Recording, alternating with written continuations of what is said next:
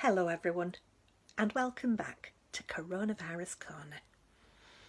I've only just got in from Maureen's street party. It was a lot more fun than I was expecting, especially after we'd had a few bottles of Prosecco. I must admit I was a bit on edge when they asked the vicar to pass it round, but he only dropped 2 glasses and they were still empty, so it didn't really matter.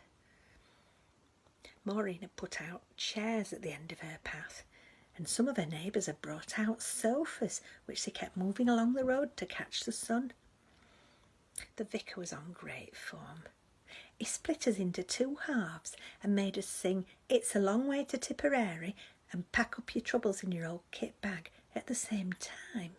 It was a bit like patting your tummy and rubbing your head at first, but it worked quite well in the end. We started calling him Gareth Malone, and he went all pink. You can tell he's not used to praise. We all wore red, white and blue. Mandy was in her replica Jerry Halliwell Union flag dress. Well, it was more like a t-shirt. Mind you, she's got the legs for it. If I wore it, it'd be down to my knees. The Bridland Model Plane Society had organised a fly-past of miniature Spitfires, which was very impressive, although one of them span out of control and crashed into the Scouts parade, which, because of social distancing, took about 2 hours to get round everywhere.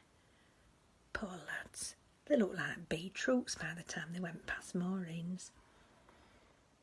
At 6 o'clock, we sang "We'll Meet Again," and Eric appeared round the corner of the road with a huge bouquet for Maureen. We all clapped and cheered, and somebody poured them some Prosecco.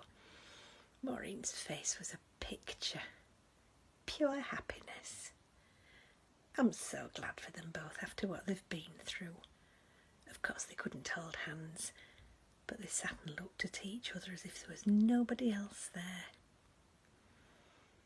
And then, of course, there was the Queen. What a lot of memories today holds for her.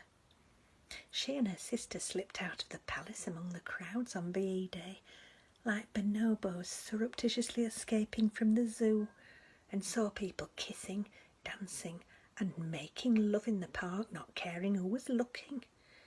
It must have been an eye-opener to realise that London was full of people just like the royal family.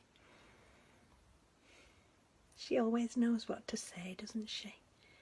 It's a shame she couldn't have been Prime Minister. Boris Johnson didn't look well again, did he? Perhaps he's been up all night changing nappies. Today's sensible tip is straight from the Queen herself. Never give up. Never despair. What more can I add? You take care, stay safe, and I'll see you tomorrow. Bye-bye.